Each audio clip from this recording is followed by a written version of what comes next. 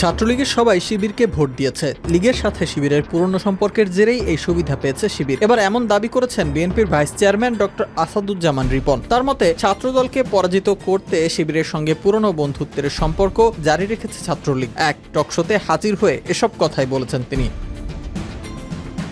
বিএনপির নেতা বলেন, যেহেতু ছাত্রলীগ এখন নিষিদ্ধ এবং ছাত্রলীগের সাথে তাদের অনেকেই মিলেমিশে ছিল, একটা সৌহার্দ্যপূর্ণ সম্পর্ক, বন্ধুত্ব তাদের অনেকের সাথেই ছিল। ছাত্রলীগের ভোট কোথাও না কোথাও যাবে, তাই পুরনো বন্ধুত্বের সম্পর্কের কারণে ওদের দিকে কিছু ভোট বেড়েছে।